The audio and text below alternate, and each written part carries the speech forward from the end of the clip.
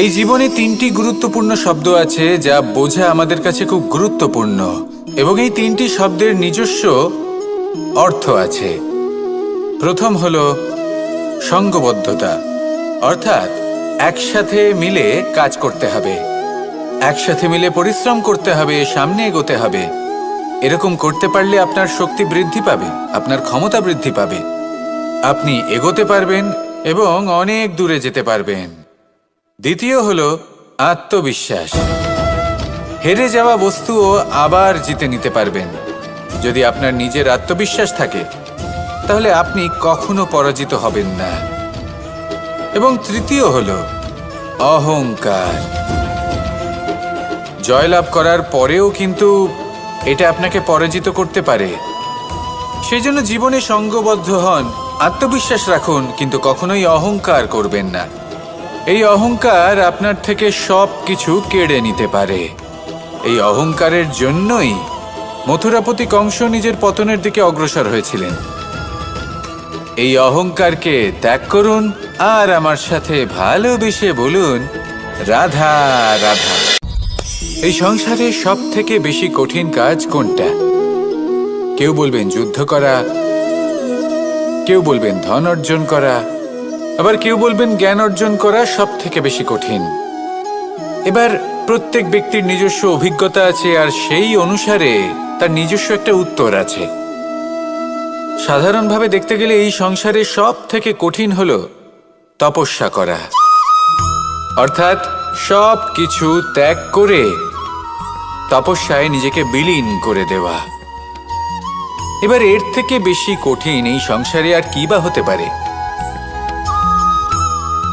এই সংসারে, এই সমাজে, নিজের পরিবারের মধ্যে থেকেও ধৈর্য ধরে সামনে অগ্রসর হওয়া, এটা হলো সব থেকে কঠিন কাজ।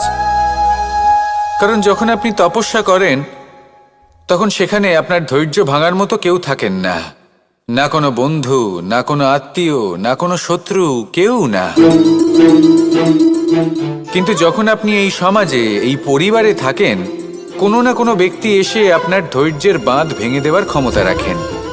তারা আপনার ধৈর্যের বাঁধ ভেঙে দেয়, আর কখনো কখনো তারা অনিচ্ছাকৃতভাবেই সেটা করে থাকেন। কারণ তাদের মানসিকতা আপনার থেকে আলাদা, তাদের কর্ম আপনার থেকে আলাদা, তাদের দৃষ্টিভঙ্গি আপনার থেকে আলাদা, জীবন যাপন আপনার থেকে আলাদা। সেক্ষেত্রে আপনি ধৈর্যচ্যুত হন, প্রসন্নতা আপনার থেকে ছিনিয়ে নেওয়া হয়। সেই জন্য এই সংসারে, এই পরিবারের থেকেও ধৈর্য ধরে সামনে অগ্রসর হওয়া কোনো পর্বতের শিখরে গিয়ে তপস্যা করার থেকেও অনেক বেশি কঠিন। আর যে ব্যক্তি এই সমাজেই, এই পরিবারে, সেই সকল মানুষের মধ্যে থেকে গিয়েও ধৈর্য ধরে অগ্রসর হতে থাকেন, যারা এই কাজটা শিখে নিতে পারেন, তারাই কিন্তু জীবনে আনন্দ লাভ করতে পারেন। এই ধৈর্যই শেষে আপনার জীবনে প্রসন্নতা বহন করে আনবে। তাই ধৈর্য ধরে জীবনের পথে অগ্রসর হন আর আমার সাথে ভালোবেসে বলুন, রাধা রাধা। আমরা যখনই কোনো গাছের চারা রোপণ করি তখন সবার আগে পরীক্ষা করে দেখি যে যেখানে আমরা চারা রোপণ করতে চলেছি সেখানকার মাটি আদৌ উর্বর কিনা, সেই মাটি সেই চারাকে বাড়তে সাহায্য করবে কিনা। যখন একটা চারা রোপণের আগে আমরা এত কিছু ভাবতে পারি, তাহলে কাউকে বিশ্বাস করার আগে আমরা কেন ভাবি না? জীবনে কখনো এই বিশ্বাসরূপী চারা কোথাও রোপণ করার আগে বোঝার চেষ্টা করুন যে যার ওপর আপনি বিশ্বাস করতে চলেছেন সে কি আদৌ আপনার বিশ্বাসের যোগ্য কি না। ভেবে দেখুন সেই ব্যক্তি ভবিষ্যতে গিয়ে আপনার বিশ্বাস ভাঙতে পারে কি না। এটাও ভেবে দেখুন যে যাকে আপনি বিশ্বাস করতে চলেছেন তাকে আপনি বিশ্বাস করলে নিজের জীবনের উদ্দেশ্যে আপনি অগ্রসর হতে পারবেন কি না। আর তার জন্য প্রয়োজন সঠিক সিদ্ধান্ত, পরখ করা, কোনটা উচিত কোনটা অনুচিত সেটা বোঝা। আর তাতে কিন্তু আপনি সন্দেহবাতিক হবেন না, তাতে আপনি আরো নিপুণ হয়ে উঠবেন। তাই যদি আপনি নিপুণ হয়ে উঠতে চান তাহলে বোঝার চেষ্টা করুন, পরখ করে দেখুন, কোনটা উচিত কোনটা অনুচিত বুঝুন। আর বিশ্বাস তখনই করুন যখন আপনি 100% নিশ্চিত হবেন যে সে বিশ্বাসের যোগ্য। আসুন আমার সাথে ভালোবেসে বলুন, রাধা রাধা। রাধা কখনো কখনো আমার জন্য বড়ই সুগন্ধি আতর নিয়ে আসে, পারিজাত ফুলের মালা নিয়ে আসে আমার প্রসাধন করবে বলে, এবং আমার সব থেকে বেশি প্রিয় মাখন নিজে হাতে বানিয়ে আনে আমাকে নিজে হাতে খাইয়ে দেবে বলে, সবকিছু আমাকে প্রসন্ন করবে বলে। কিন্তু আপনি কখনো ভেবেছেন যে এই আতর কিভাবে বানানো হয়? সহস্র ফুলের পাপড়ি একসাথে পিষে নিতে হয়, তারপরে তার থেকে যে রস নিঃসৃত হয় সেই রস দ্বারাই আতর তৈরি হয়। অনেক সংখ্যক ফুলকে অসীম যন্ত্রণা ভোগ করতে হয়, তবে তারা আমার প্রসাধন সামগ্রী হয়ে উঠতে পারে। দুধ থেকে মাখন তৈরি করার জন্য কতটা পরিমাণ মন্থন সহ্য করতে হয় সেটা আপনি জানেন। ঠিক সেই রকমই হলো আমাদের জীবনও। বিপদও আসে, কঠিন পরিস্থিতিও আসে, এর সম্মুখীন হতে শিখুন। মনে রাখবেন, আপনি হলেন সেই দুধ যাকে মন্থন সহ্য করতে হবে মাখন হয়ে ওঠার জন্য। মনে রাখবেন, আপনি হলেন সেই ফুলের মতন যাদের পিষ্ট হতে হবে সুগন্ধি আতর হয়ে ওঠার জন্য, যাকে এই সংসার পছন্দ করে। কখনো কখনো জীবনে আপনার সাথে খারাপ শুধুমাত্র এই কারণে ঘটে যাতে আপনার শ্রেষ্ঠ রূপ এই সংসারের সামনে আসতে পারে। শুধুমাত্র কঠিন পরিস্থিতি এবং বিপদকে একটা সুযোগ হিসেবে দেখার চেষ্টা করুন। আপনার জন্য এই সংসার বদলে যাবে, সংসারকে দেখার দৃষ্টিভঙ্গি পাল্টে যাবে, আপনার ভাগ্য পাল্টে যাবে, আর এই মন প্রসন্ন হয়ে বলবে, রাধা রাধা। পাশা নামক এই খেলাটি আপনারা নিশ্চয়ই খেলেছেন, না খেলে থাকলে দেখেছেন, আর যদি দেখেও না থাকেন তাহলে নিশ্চিত রূপে শুনেছেন। মহাভারতের এই মহাযুদ্ধ কোথাও না কোথাও এই পাশা নামক খেলার কারণে হয়েছিল। পাশার এই বিচিত্র খেলা, দান, এইসবের কারণে কেউ নিজের মাথায় রাজ মুকুট পরিধান করেছিলেন, আবার সেখানে পরাজিত হওয়ার জন্য কাউকে বনবাসও ভোগ করতে হয়েছিল। কিন্তু এই খেলা সমাপ্ত হওয়ার পরে সমস্ত ঘুঁটি আর এই পাশার ছক একই পুটলিতে স্থান পেল। এটাই হলো আমাদের জীবন। এই সংসারে আমরা জয় পরাজয়ের বিষয়ে এতটাই ভাবি, এত চিন্তা করি যে এই জীবনের খেলার আনন্দটাই উপভোগ করতে পারি না। আর অবশেষে কি হয়? কেউ জয়ী হন, কেউ পরাজিত হন, কিন্তু দুজনেই একই স্থানে পৌঁছে যান। প্রত্যেক ব্যক্তি মৃত্যুর পরে একটি নির্দিষ্ট স্থানেই পৌঁছতে বাধ্য, কিন্তু ততক্ষণ এই জীবন, এই খেলা, তার আনন্দ উপভোগ করুন। এই সংসারে সেই ব্যক্তি শ্রেষ্ঠ স্থানে পৌঁছতে পেরেছেন যিনি এই সংসারকে প্রকাশ প্রদান করেছেন, যিনি কখনো জয় পরাজয় এ বিষয়ে ভাবেননি, শুধু এই জীবনের খেলার আনন্দ উপভোগ করেছেন। এটাই আপনিও করুন, আর আমার সাথে ভালোবেসে বলুন, রাধা রাধা। প্রত্যেক মানুষ নিজের জীবনে দুঃখ অনুভব করেন। প্রত্যেকের দুঃখ আলাদা হতে পারে। কারোর মনে এই দুঃখ থাকে যে সে তার বাবা মায়ের সব ইচ্ছে পূরণ করতে পারেননি। কেউ এটা ভেবে দুঃখ পান যে সে চিরকাল সদাচার করেছেন, সৎকর্ম করেছেন, কিন্তু তাও তাকে দুরাচারী বলে মনে করা হয়। কেউ এটা ভেবেও দুঃখ পান যে তার সামনে যে ব্যক্তি রয়েছেন তার চোখে তিনি শত্রু হয়ে উঠেছেন বা দুষ্ট হয়ে উঠেছেন, যেখানে তিনি হয়তো কোনো অনুচিত কাজই করেননি। এবার এই সমস্ত বিষয় নিয়ে ভেবে নিজের ব্যক্তিত্ব নিয়ে সন্দেহ প্রকাশ করবেন না।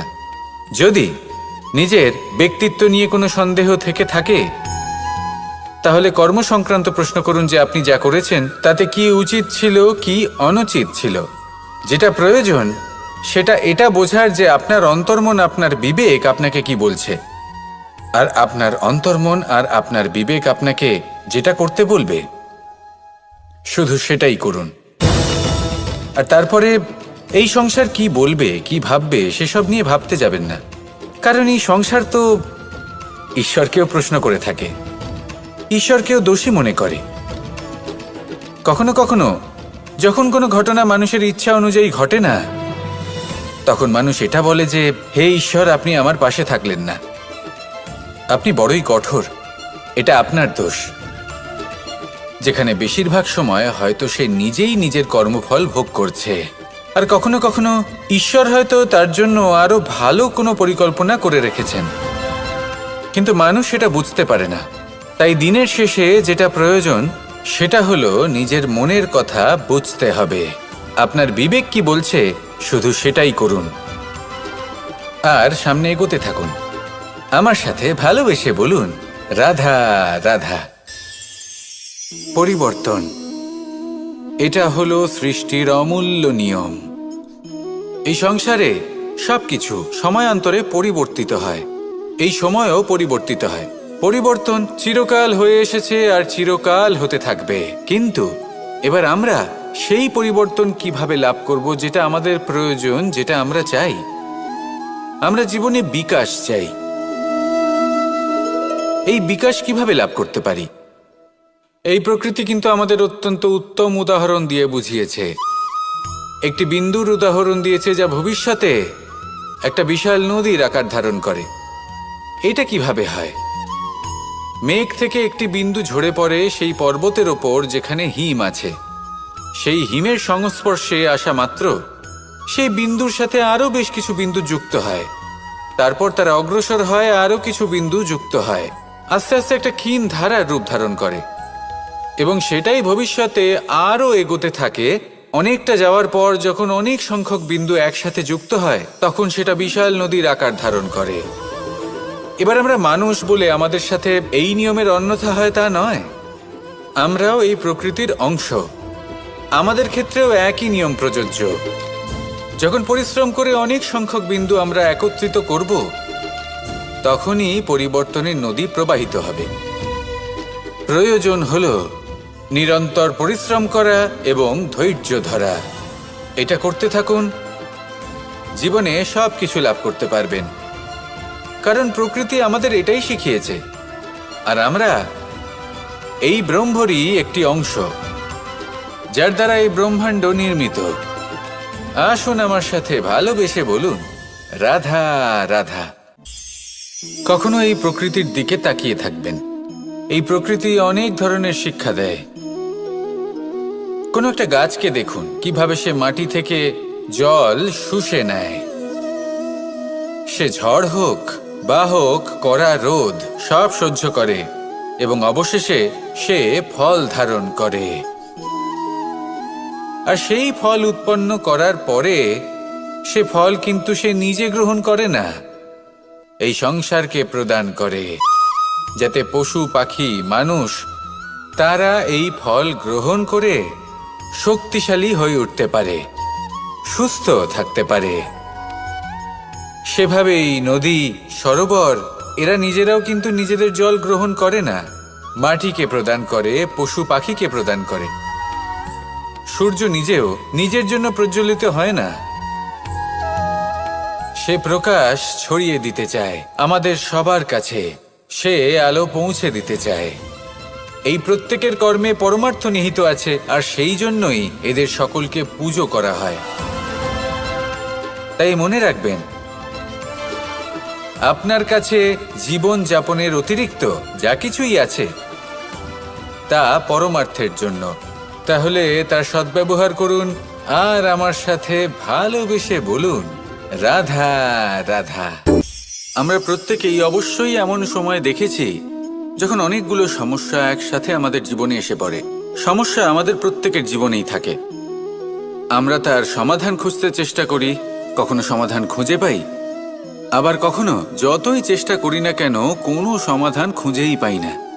আর যখন এটা হয় তখন মানুষ অত্যন্ত বিচলিত হয়ে পড়েন। নিজের আত্মীয় স্বজন, নিজের বন্ধু বা সংসার এদের ওপরে এই দোষ চাপিয়ে দেন যে এদের জন্যই এই সমস্যা এসেছে। এবার যদি আমি আপনাকে কোনো পরামর্শ দিই তাহলে এটাই বলবো যে দৃষ্টিভঙ্গি পাল্টে দেখুন। এই দৃষ্টিভঙ্গি দিয়ে দেখুন যে এই সংসারে যে সমস্যায় আসুক না কেন তার জন্য কেউ দোষী নয়, না আপনি না অন্য কেউ। এই পুরো খেলাটাই আপনার মানসিকতা, আপনার দৃষ্টিভঙ্গির, আপনার মনের। কিভাবে বোঝাচ্ছি? যখন আমাদের মন শক্ত থাকে তখন কঠিন থেকে কঠিনতর পরিস্থিতিও আমাদের জীবনে খুব বেশি হলে প্রতিস্পর্ধা হয়ে থেকে যায়। সেখানে যদি আমাদের মন দুর্বল থাকে, তখন অল্প কঠিন পরিস্থিতিও আমাদের কাছে খুব বড় সমস্যা হয়ে যায়, তাই না? একটা শক্ত মন কঠিন পরিস্থিতিকে প্রতিস্পর্ধা হিসেবে দেখে আর তার মধ্যে ওটা সুযোগ খুঁজে নেয়। আমাদের শুধু এটাই করতে হবে। এই সংসারে অন্য কাউকে দোষী মনে করলে আপনার সমস্যা দূর হয়ে যাবে না। সেই জন্য এই সংসারকে দোষ দেওয়ার বদলে এই সমস্যার মূলে চলে যান, সেটাকে বুঝুন, নিজের এই মনকে শক্ত করে তুলুন। যদি আপনার মন শক্তিশালী হয়, তাহলে এই সংসারে অনেক বড় বড় কঠিন থেকে কঠিনতর পরিস্থিতিও যদি আসে, আপনার জীবনে যতই বড় বড় সমস্যা আসুক না কেন, আপনার লক্ষ্য লাভে বাধা দিতে পারবে না। আসুন আমার সাথে ভালোবেসে বলুন, রাধা রাধা।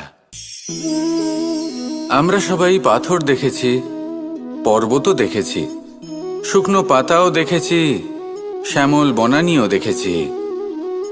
কখনো ভেবেছেন পাথরের অস্তিত্ব কিন্তু ততক্ষণ পর্যন্ত যতক্ষণ সে পর্বতের গায়ে আটকে থাকে।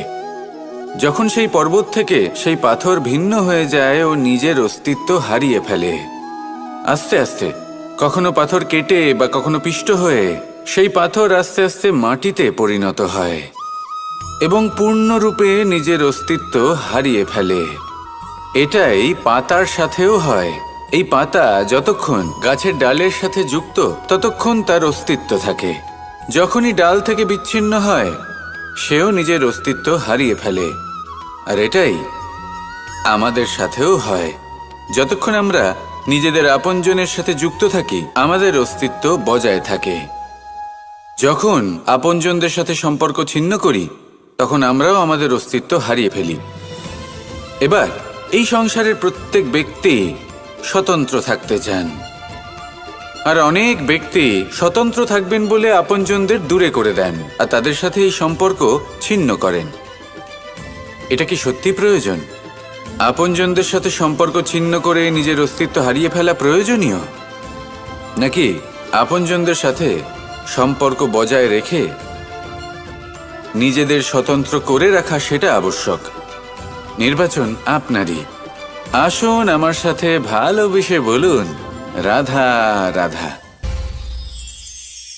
আপনি কি কখনো নৌকা যাত্রা করেছেন? করে না থাকলেও নিশ্চয়ই দেখেছেন যে এই জল যা নিজের অন্তরে সব কিছু সমাহিত করে নিতে পারে, এই নৌকা সেই জলের ওপরেই ভেসে থাকে। নদীর স্রোত কাটিয়ে সে সামনে অগ্রসর হয়। কিন্তু যদি এই নৌকায় কোনো ছিদ্র হয়, তাহলে কিন্তু সেই নৌকা ডুবে যাবে। আর এতে কোনো তফাৎ হবে না যে সেই ছিদ্র ছোট নাকি বড়, নৌকা ডুবে যাবে। এই ছিদ্র হলো আমাদের জীবনে আমাদের অপগুণ, আমাদের দোষ, আমাদের বিকার। কখনো এটা ভাববেন না যে এই দোষ খুবই ছোট, এতে কিছুই যাবে আসবে না। না, সেই ছোট দোষ, সেই ছোট বিকার যদি সেটাকে শুধরে না নেন, তাহলে সেটা আপনাকে আপনার পতনের দিকে নিয়ে যাবে। শেষ পর্যন্ত এটা আপনার ওপর নির্ভরশীল যে আপনি কি চান। আপনার জীবনের এই নৌকা এভাবেই ডুবে যেতে দেখবেন, নাকি নিজেকে শুধরে নিয়ে সেই নৌকার সেই ছিদ্রটাকে ভরিয়ে তুলতে চাইবেন? নির্বাচন আপনার। আসুন আমার সাথে ভালোবেসে বলুন, রাধা রাধা।